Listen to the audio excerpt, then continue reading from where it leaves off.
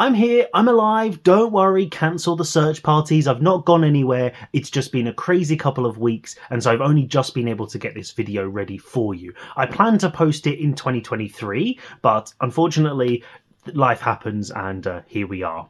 I'm going to be talking about my recap of 2023, how everything went last year, and then my plans for this year. So make sure you stick around till the end of the video because I'm going to be sharing my language goals on how to get back into the habit of studying after a long break. I know there are differing opinions on when you should review things, if you should set New Year's resolutions and stuff like that, but I think it's always a good idea to sit back, think about how things have gone, and then make a plan to improve and develop moving forward into the future. And Christmas always seems a pretty good time to do that because you have a little bit of downtime, you can sit and actually consider how everything's gone, and then the new year it feels kind of fresh. For this recap, I'm going to be breaking it down into the main areas of my life. So my personal life, work, and then my languages, because those are really the main things that I'm going to be focusing on. In my personal life, this year has been incredible. I've now become a dad for the second time, so I have 2 little boys, and it is the most amazing thing. It's literally the best thing in the world. But on the other hand, literally in the same breath, it's also the worst thing in the world that now I am, or someone in my house is sick non-stop. Like literally every single week, one of us is ill. And that's also then on top of teething, of sleep progressions, of night feeds. So it's the only way I can describe it this year has been just uncontrollable chaos in the best possible way. But it's been really challenging to balance all of that family stuff and work and languages, and yeah, that really has been quite chaotic. But you know, I survived, I made it, I'm still here somehow. That's something I just want to work on moving forward to try and manage that chaos a little bit better. And when I say about being ill, just as an example of why this video is a little bit later than I initially intended, the week before Christmas, or maybe 2 weeks before Christmas, my wife got COVID, and then almost a week later I got COVID, and over the Christmas period between Christmas and New Year, my son was sick, and then I was sick again with something different like a stomach bug or something like that, and then my youngest was also sick and teething, and he had a bit of a sleep regression and stuff like that. So yeah, basically for the whole of December, I probably got about 4 hours sleep most nights, and as well as being sick and doing all that other stuff. So as you can imagine, it's quite a challenging period. But again, I'm here, I'm healthy, and I'm ready to go. In terms of work, obviously that's teaching English, and there's only really 2 areas of that at the moment, which is my one-to-one private lessons and my videos that I make here on YouTube. In terms of my private lessons, they've been going really well, and if you're interested, I'm always looking for new private students. I've always got a bit of time available, so if you're interested, you can send me a message on Instagram, or you can put a comment and I can figure out how to get in touch with you there. That's been working really, really well, and it's been really nice to really focus my attention on those lessons. Even after completing thousands of lessons, I'm still learning different ways of describing different concepts, different ways of explaining how things work and the logic of English, or the illogic of English. And that's something I really want to continue because I have really noticed the importance of developing the way that I teach and actually exploring different areas of English in more detail to really understand better ways of explaining them to students, not just from a teacher's perspective, but from a student's perspective. One particular situation really hammered this home for me when I was teaching a student about modal verbs, and they are currently at school, and they checked their textbook, and the descriptions and the definitions that we'd worked on together sounded like the opposite in the textbook. It actually read almost as though it was the complete opposite. And when I read the definition in their textbook, I was confused because it sounded incorrect. When they did the exercises, because we'd already worked on it together, they got 100%. All of the exercises were perfect. So they understood the logic, and the questions and the exercises were correct, but the description was very poorly written, in my opinion, and it was very difficult to understand because of the way it had been written. And that's something that really showed me that even when you have different textbooks, the way they describe the grammar can either make it very easy to understand or very, very complicated, where students don't really know what they're doing, even if they get the exercises right. And for me, that's something really, really important, is that I want to make English digestible. I want to make it easily understandable so that everyone can really follow it, follow the logic, and understand how to use it correctly. So that's something I really want to develop and continue working on, because there's always a better way of explaining things. There are always different concepts I can use, different diagrams I can create, and I think it's an interesting challenge really to explore all of these concepts that I know and I teach all the time, but from a student's perspective. And the videos, here we are, you're watching one right now. I have wanted to do this for a very, very long time, and for a number of different reasons with COVID and kids and everything else, I just haven't been able to. And this year I finally bit the bullet and I started doing it. And I absolutely love creating these videos. I love teaching. It's something that I'm really passionate about, and being able to create these videos to share with an even bigger audience and with lots of people around the world is just incredible. I love it. And I also love sharing different things, not just English lessons, like language learning techniques and study methods and all of that kind of stuff. So for me, it's not just about teaching specific rules and grammar or vocabulary. I also want to help people understand how to study better, how to improve their goals and their techniques, so that actually they're more efficient and more effective when they are studying. And I think it's been going really well. I'm particularly happy with the podcast. If you haven't listened to that, you need to check out the playlist for that, because there's a load of episodes there and there's a transcript for every single one. And you'll notice that on all of my videos there are subtitles, because I want to make it not just lessons but also content you can use to practice your listening skills. So I do spend a lot of time to make sure that those subtitles are really accurate, so you can always use those and you know they are correct. So all in all, work has been amazing. Life has been amazing, if not a little chaotic. And then in terms of languages, there's always going to be one that doesn't quite go to plan. And basically, I would say in the last year, I haven't really studied anything. So my languages are Italian, which is like B2 upper intermediate level, Spanish, which is A2 B1, kind of just moving out of the beginner level, and Japanese, which is very much A1 beginner level. I have used Italian more regularly because I have some Italian students, so I teach some lessons in Italian, which is always an interesting challenge, especially when they correct my Italian, which I always really enjoy. But for Spanish and Japanese, or actually studying Italian to improve, I haven't really had the time or the energy or the motivation really to do anything this year, because life has just been so crazy and I've just been focusing on family and work as a priority. And so my habit has kind of really gone out of the window. I use Italian also to read and watch YouTube videos, because I've done it for years, and those are people that I only watch, or things that I only read in Italian, so I just do them as part of my daily routine.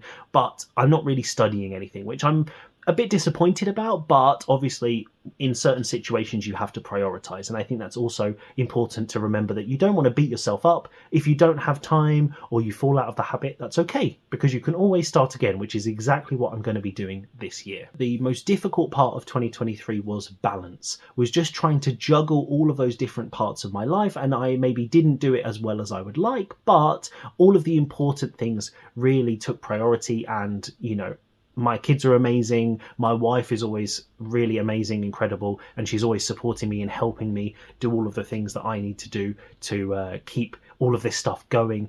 And I couldn't do it without them, and they are the reason I'm doing it. So really, although maybe I would have loved to have recorded some more videos, I would have loved to have done more stuff, the most important things are that, life is good. Now, I want to look forward to 2024. What are we going to be doing? And I have actually set some basic goals for different areas of my life as well. So in my personal life, that balance is really going to be the most important thing. I need to try and find a way of making time that when I'm working, it's work time. And then when it's family time and I'm not working, because it's very easy when you work for yourself and you work from home, especially when all of your work's on your phone, you get a message, you get a notification, you remember that you need to do some work, and suddenly when you're supposed to be just relaxing and having family time, I'm sitting there replying to emails or something like that, which I think I really need to create some better boundaries there, because I think that will then help me be more relaxed in family time, more productive in work time, and everything will benefit from that. So that balance is going to be really, really important. In terms of work, I'm still going to be producing as many videos as I can, and I really want to focus on making lots of variety. I want to work on the podcast, because I've had loads of fun doing that and loads of really positive comments and response from that, as well as producing a variety of different videos just to give you some ideas of different things you can study. And also for me, I love teaching loads of different stuff. I don't want to only focus on pronunciation or only focus on grammar. I have loads of different ideas of different things I want to do, reviewing videos, doing listening guides, language techniques, goals, and all of that kind of stuff. So I want to keep doing that to build up a massive variety of different stuff. So if you want to study English, you can just come and find something interesting, and you know there'll be lots of different variety, so it's never boring as well. Because for me, it's all about having fun, and variety is the spice of life, as we say. And then for my one-to-one lessons, I'm going to be setting myself a little challenge. Somehow I want to find a little bit of time that I can regularly go through the grammar books I use as a teacher and some of the textbooks I use as a teacher to study the exercises myself as a student and actually review all of the descriptions in detail and try and find my own Sam way of explaining them and describing them that's a little bit more digestible and understandable for all of my students, and then also to create videos about those, because I think it's really important, especially for the intermediate and advanced concepts, that I can find new and different and interesting ways to describe these concepts that I teach regularly. So if one approach doesn't work for a particular student, I have other ways I can describe it. But finally, the big one I'm going to be doing is my Get Back in the Habit language goals. The language I'm going to be focusing on is Spanish, because I have an account with Baselang and I have a load of lessons that I can book. I have a load of credits I can use. So that's something I'm going to be using as my bonus. And I really want to focus on improving that language because